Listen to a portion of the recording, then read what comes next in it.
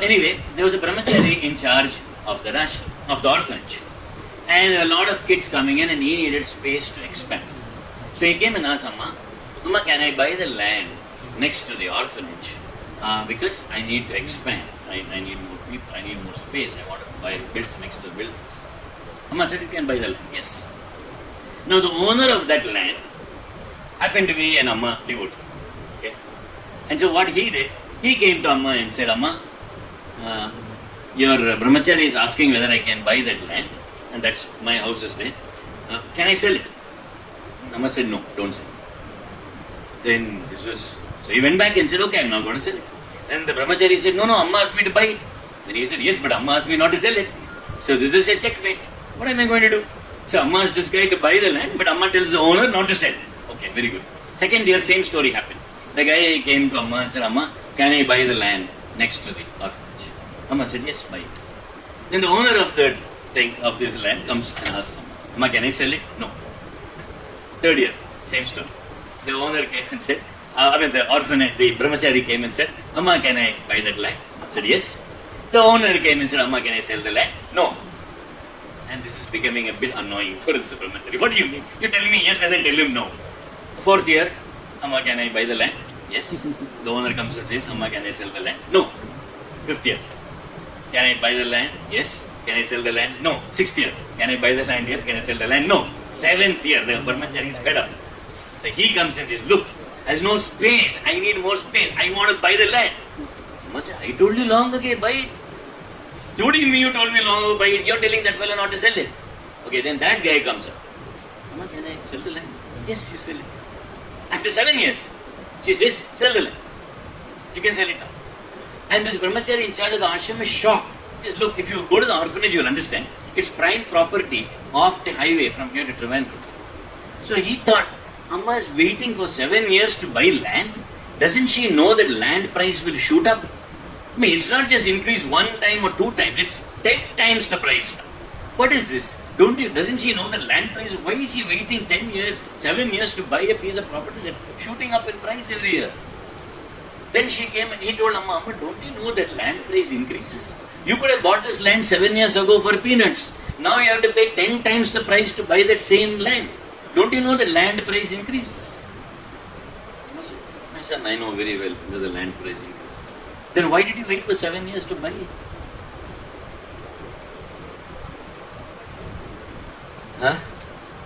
Amma's answer was, the owner of that land is also my son. His wife is sick. He's taking care of his parents. He's taking care of his wife's parents. He has a young daughter to take care of, to marry her. He has children. He has so much burden on his head. Shouldn't he get enough money so that he can sustain himself? Should I may take advantage of him?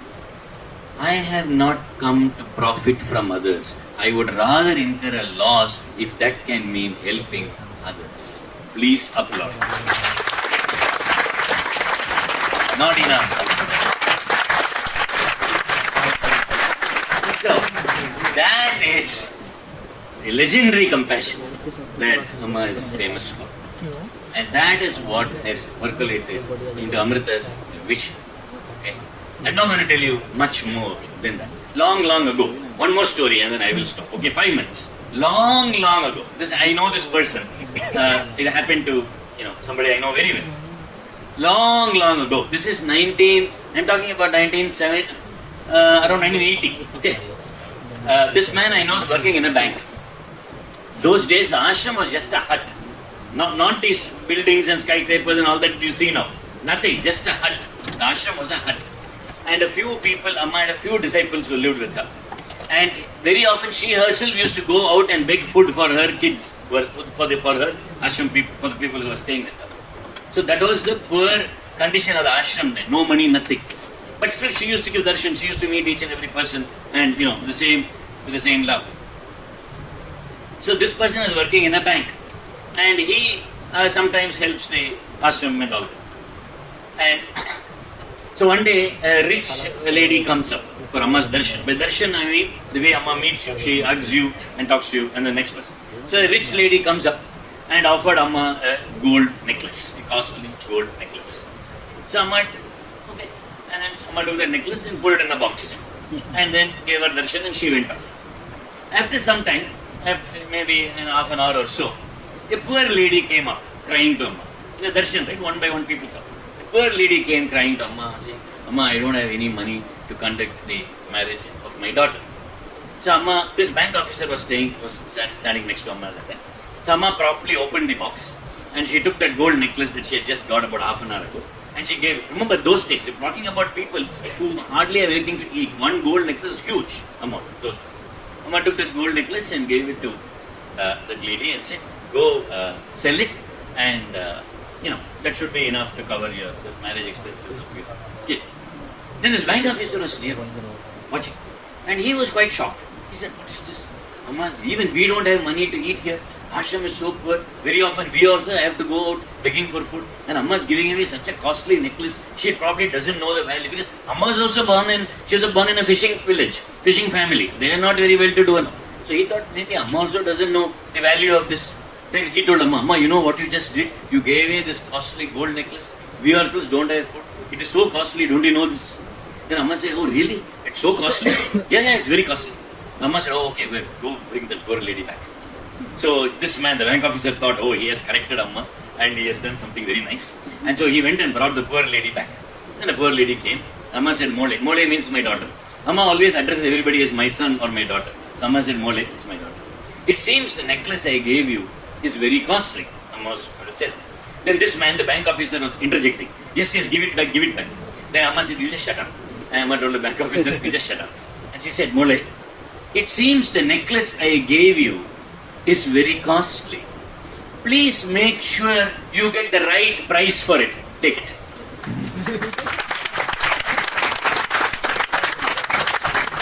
See, that's a time when ashram didn't have food. Amma herself used to go out begging for food. And yet, she reached out. That is her legendary compassion, which is what drives Amrita University. Which is why we are a university is the difference. We are not yet another run-of-the-mill university just to give degrees.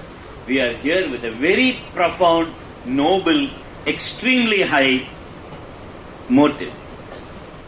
The first funding that Amrita University got several years ago, I think this was around 2011 or something like that, 2010 or something like that, was from the European Commission, the first international funding that we got. That is the first funding we got from the European Commission to start a wireless network center for landslide detection. So your vice chancellor and the director of the wireless networks lab, they are very happy with the funding. All universities depend on funding, right? How do you create labs and buy equipment and all that stuff. So they went to Amma and said, oh, we got funding. They thought Amma would be very happy to hear that we got the first funding and all that stuff, and she would bless starting the center.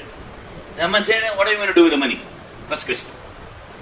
And they said, oh, well, we'll start a center. Oh, okay. What will your center do? Oh, we'll have students and researchers. Okay, and then what will you do? We'll publish papers, we'll do research. The students will get a degree in wireless networks. And that's it. That's it. That's it. In that case, please return the money. He said, what? He said, return the money. They said, this is the first funding they got. They thought Amma will be so thrilled. She's saying, no, return the money. They said, what do you mean? So, Amma said, a chance to save lives comes very rarely.